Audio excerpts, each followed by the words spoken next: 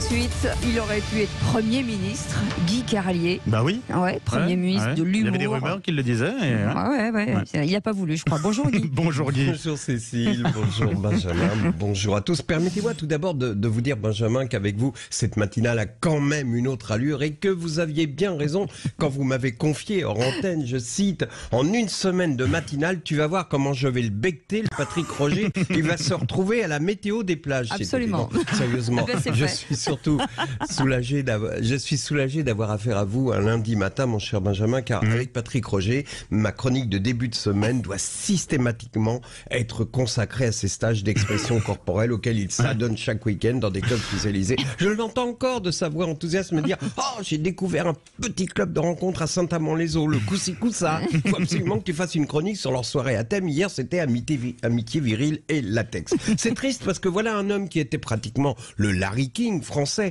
et qui a sombré dans le stupre au point que vendredi dernier, et ça, je vous jure que c'est vrai, il m'a envoyé un message en me disant « Je te fais parvenir 6 juin une dépêche AFP dont tu dois absolument faire une chronique lundi. » Je vous dis donc cette dépêche AFP, j'insiste, AFP, c'est la source, c'est sûr, des plus sûrs.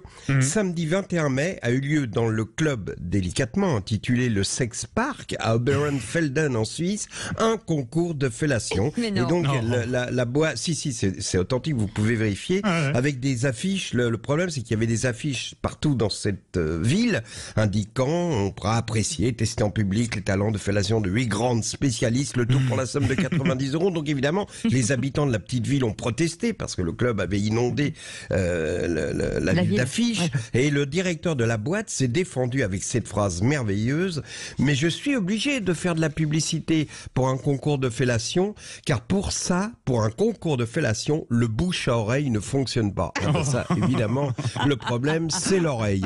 Donc, je plaisante avec Patrick Roger pour essayer de créer une diversion, car ce matin, je suis en colère, vraiment très en colère, après avoir vu sur LCI un débat entre Daniel Cohn-Bendit et Luc Ferry. Oui, je sais déjà, rien qu'à l'énoncé du casting, on s'interroge.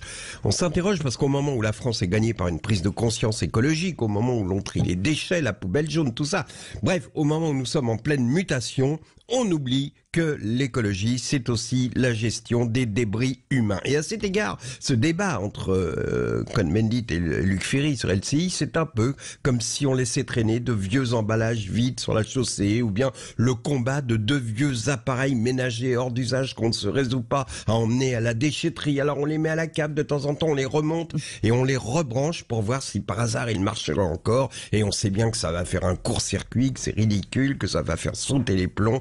Et on le fait, LCI l'a fait, ces hommes-là n'existent plus, ils sont morts politiquement et médiatiquement, mais ils ne s'en rendent pas compte. Ce sont des canards dont on a coupé la tête qui continuent à courir sans but. Ce débat était pathétique, écoutez. Du racisme. Arrête. Non, mais laisse-moi finir maintenant. Mais je dis n'importe quoi, mais tu dis que des conneries, je veux dire, c'est insupportable. Même si je dis des conneries, j'ai le droit de tu n'arrêtes parler. pas, j'ai continué mon programme. La tienne, pauvre crétin, va.